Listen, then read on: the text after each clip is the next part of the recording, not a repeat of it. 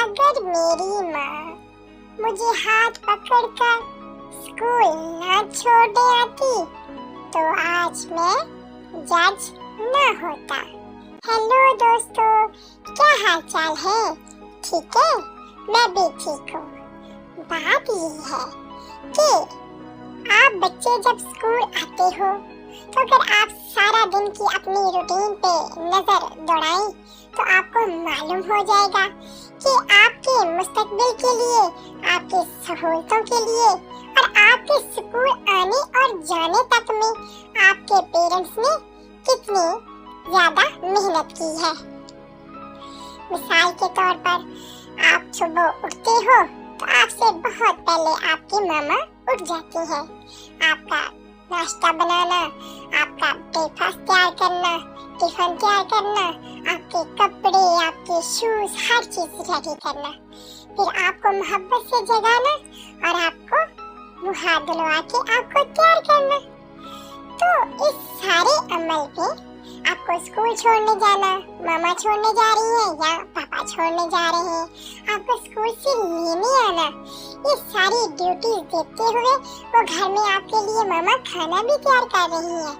बाबा आपके लिए कमाई करने गए हुए हैं कि मेरे बच्चे की फीस वक्त पर चली जाए और उसको खाने पीने की भी कोई कमी ना आए। तो जब तक आप पढ़ते रहते हो, इस सारे अरसे में आपके वालिदैन की नींद भी पूरी नहीं होती। आपका अपनी जिंदगी को देने वाली जो सहूलतें होती है, वो सारा रुपया पैसा वो आपकी जात पर लगाते जाते हैं। तो आपको भी चाहिए कि जब आप कामयाब इंसान बन जाए और अभी आप जो बच्चे हो उनका कहना मानो और उनके खिदमत करो, और जब आप कामयाब इंसान बन जाओ तो उनके लिए भी वैसे ही ज्यादा से ज्यादा सहूलतें देने की कोशिश करें जो उन्होंने आपको दी थी। और अगर जिनके वालिदैन दुनिया में नहीं रहे तो वो उनके लिए सदका जारिया के तौर पर अच्छे काम करें ताकि उनको अजर मिले।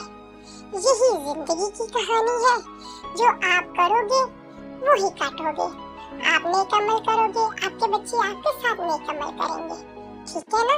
मेरी बातों पे ध्यान देना और अपने वालिदैन का कहना मानना। ओके, अपना ख्याल रखना अपने लिए और अपनों के लिए। बाय बाय, मिलते हैं किसी और नई बात के साथ। और अगर मेरी बातें आपको अच्छी लगती हैं तो मुझे सब्सक्राइब कर लेना।